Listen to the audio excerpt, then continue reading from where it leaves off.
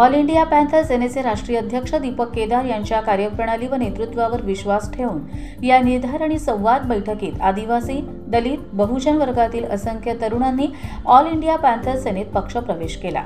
यावेळी या कार्यकर्त्यांना दीपक केदार यांच्या हस्ते ऑल इंडिया पॅन्थर सेनेमध्ये विविध पदांवर नियुक्ती पत्र देखील देण्यात आले।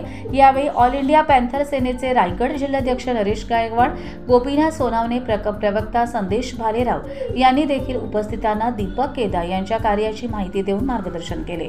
या कार्यक्रमाला महाराष्ट्र उपाध्यक्ष बाळासाहेब शेडगे, सचिव जितेंद्र जगताप, वैभव खंडागळे, विलास कांबळे, मंगेश सावंत, अक्षय पवार, दयानंद सारोदे, मारुती जाधव, आशुतोष क्षीरसागर, केतन वाघमारे आदी पदाधिकारी आणि कार्यकर्ते मोठ्या संख्येने उपस्थित होते। जाहीर या ठिकाणी संदेश की सर्व समाज घटकांसाठी लढलं पाहिजे।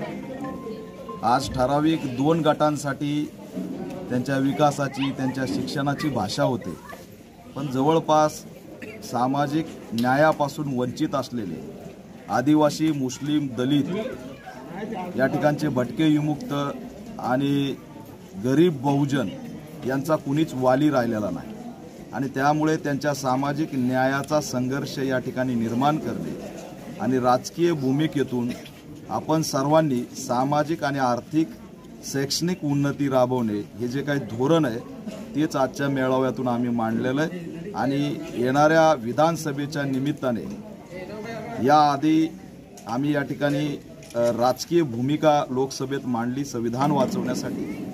विधानसभेसाठी ऑल इंडिया पॅन्थर सेना स्वतः मैदानात उतरणार आहे आणि युतीच्या धोरणातून, सकारात्मक भूमिकेतून कोणत्याही परिस्थितीत 70 वर्ष प्रलंबित असलेले आमचे जे प्रश्न आहेत, आजही घरकुल, गायरान, जमीन याचे प्रश्न आमचे मिटलेले नाहीत। शिष्यवृत्ती, शिक्षण हे आमच्याकडून हिरावून घेतलं जात आहे आणि त्याच्यामुळे हे सर्व मिळवायचं असेल, बाबासाहेबांनी दिलेलं सामाजिक न्यायाचं स्वातंत्र्य अबाधित ठेवायचं असेल तर सभागृहात गेल्याशिवाय पर्याय नाही। आणि